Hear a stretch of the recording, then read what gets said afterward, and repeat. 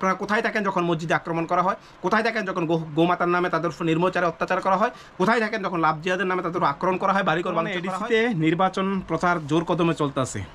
এডিসিতে প্রায় জায়গায় দেখা যায় আমাদের সংখ্যালঘু মুসলমান অংশের কিছু মানুষ, প্রায় জায়গায় অধিকাংশ জায়গায় সংখ্যালঘু মাইনরিটি মুসলমান অনেক জায়গায় আছে।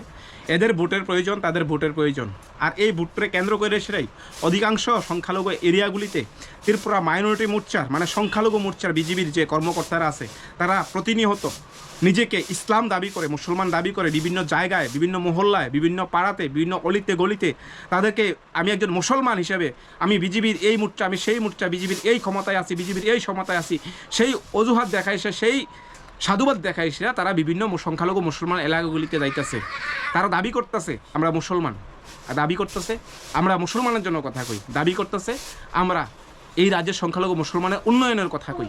বিভিন্ন সংখ্যালঘু মুসলমান এরিয়াগুলিতে যায় এসে তারা প্রমাণ করতেছে আমি মুসলমান, আমি আপনাদের জন্য কথা কমো, মুসলমানের উন্নয়নের জন্য কথা কমো, মুসলমানের স্বার্থে কথা কমো, মুসলমানের সুযোগ সুবিধা ব্যাপারে কথা কমো, আমাদেরকে ভোট দেন, এই অজুহাত দেখায় সে প্রতিনিয়ত সংখ্যালঘু মুসলমান যে এলাকাগুলিতে আছে এডিসিতে ওই এলাকাগুলিতে যাইতেছে।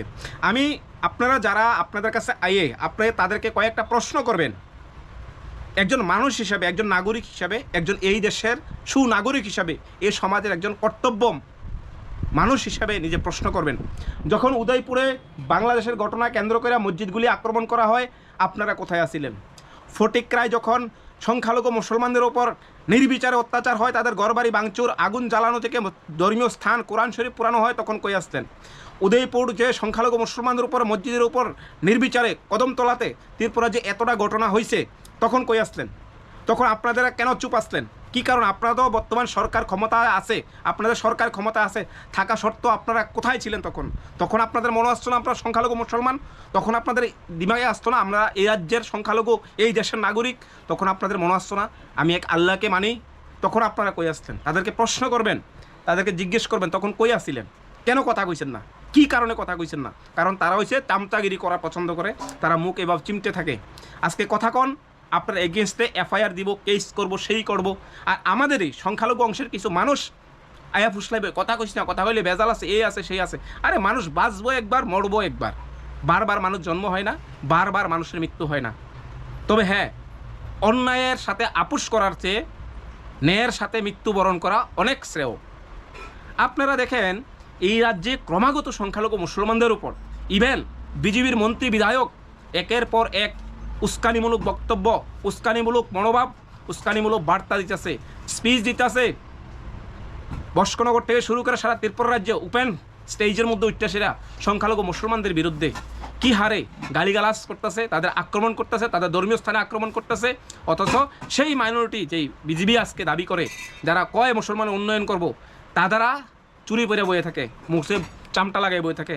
তারা আজকে কীভাবে দাবি করে যে আমরা মুসলমানের উন্নয়নের কথা কমো, মুসলমানের স্বার্থে কথা কমো, মুসলমানের ডেভেলপমেন্টের কথা কমো? না, আপনারা কল লাগতো না। আপনারা এই কয়েকটা প্রশ্নের জবাব দেন, আগে কইবেন।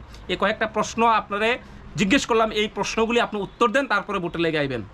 আজকের দিনে যারা এই রাজ্যে সংখ্যালঘু মুসলমান যারা আছে এডিসিতে স্বর্গ সুখে আছে, এখনও অবধি তাদের উপরে না ধর্মীয় ভাবাবেগ, না জাতিগত বৈষম্যতা, কোনো ধরনের আক্রমণ, শুধু মুসলমান না, জাতি উপজাতি, হিন্দু মুসলমান সকল অংশের মানুষ শান্তি সম্প্রীতিভাবে এককভাবে ব্যবসা বাণিজ্য থেকে শুরু করে সকল ধরনের আদান প্রদান নির্ভয়ে নিস্তব্ধে আরামসে সুন্দর চলতেছে।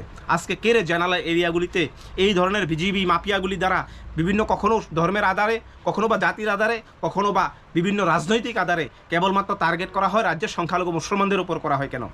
অন্যায় তো সবাই করে, তাহলে কেন মুসলমানদের টার্গেট করা হয়? এই প্রশ্নগুলি আপনারা তাদের কাছে রাখবেন। আমি কই না আপনারা একটা পার্টিকুলার পার্টি করেন, আপনারা তীব্রমতা করেন, আপনারা বিজেপি করেন, আপনারা সিপিএম করেন, আপনারা কংগ্রেস করেন, তবে মনে রাখবেন বেলা শেষে কিন্তু আমি একজন মুসলমান, আপনি এই দেশের একজন নাগরিক, আপনার কর্তব্য আছে। সংবিধান আপনাকে সেই অধিকার দিছে কথা বলা, সংবিধান আপনার সেই ধর্ম পালনের অধিকার দিছে। যেই দেশে আইন ব্যবস্থা আছে, শাসন ব্যবস্থাকে সব কিছু থাকার পরেও মুসলমানকে বারবার হেনস্থা করা হয়। আজকে সারা ভারতবর্ষে মুসলমানকে যেখানেই কথা কইবেন, মুসলমানে বিভিন্নভাবে চক্রান্ত করে সেরা, বিভিন্ন অপবাদ দিয়ে সেরা, তাদের উপর স্বৈরাচারী শাসন করা হয়। বিজেপি সরকার তাদেরকে অ্যারেস্ট করে সেরা বিনা কারণে, বিনা নোটিশে জেলে ডালে দেয়।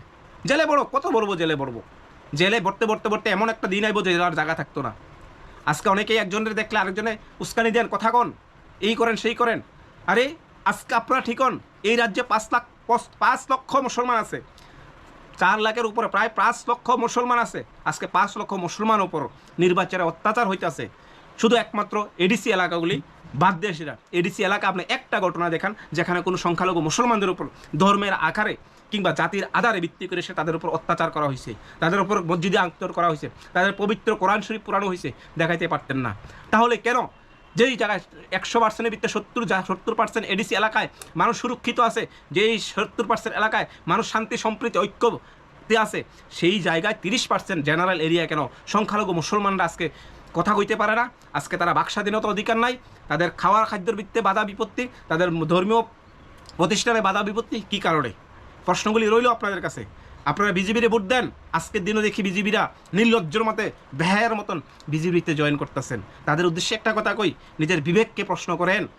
আপনি যদি একজন মুসলমান হন, যেই ব্যক্তি আপনার ধর্মীয় স্থানে আঘাত করে, যেই ব্যক্তি যেই পার্টি যে ধর্মীয় স্থানে আঘাত করে, ধর্মের ব্যাপারে কুরুচকর মন্তব্য করে, সারাক্ষণ হিন্দু মুসলমান করে, সেই পার্টিকে আপনারা কীভাবে সাপোর্ট করেন? আমার বিবেকে প্রশ্ন আসে না, আমার বিবেকে এই জিনিসটি বোধগম্য হয় না, খুব লজ্জিত হয়।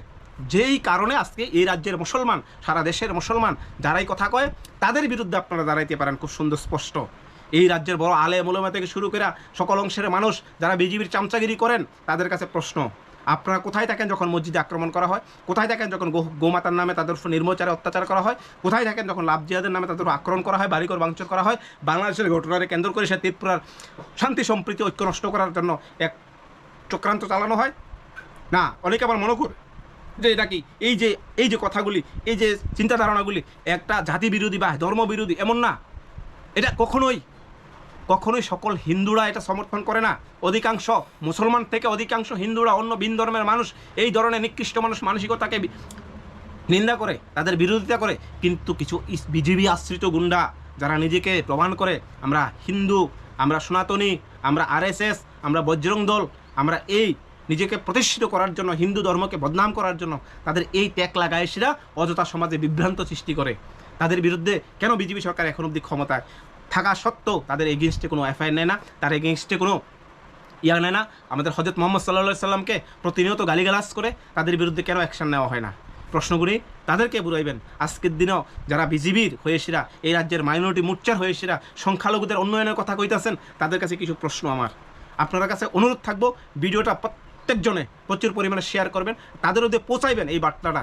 তাই আগামী দিন আপনাদের কার কী হবে জানেন না, তবে এই রাজ্যের যদি এডিসিতে প্রমাণ করতে লাগবো যে এডিসিতে বিজেপি মুক্ত একটা সরকার করতে চাই, যেই সরকার বিগত দিন থাকা সত্ত্বে অন্ততপক্ষে বাড়িঘর উন্নয়ন, সেটা তো পরের কথা। আরে যে জায়গায় আপনি থাকতে পারতেন, আপনার বাড়িঘর থাকতে পারতেন, আপনার সেফ সিকিউরভাবে থাকতে পারতেন না, ব্যবসা বাণিজ্য করতে পারতেন না, সেখানে কিসের বাড়িঘর? জেনারেল এরিতে আছে, আজকে কতটুকু সুখিত আছে তারা? বাক স্বাধীনতার অধিকার নাই, খাদ্যর অধিকার নাই, তাদের সংস্কৃতির অধিকার নাই, তারা ধর্ম পালনে বাধা আসতেছে। তাদের বিরুদ্ধে কথা কইলে আপনি দেশ বিরোধী, আপনি এই বিরোধী সেই বিরোধী। আজকে সংবিধান আমাকে আপনাকে অধিকার দিছে, তাই আর নয়, কথা কইতে লাগবো। সবাই একজোটে এই বিজেপি সরকার পতন চাই।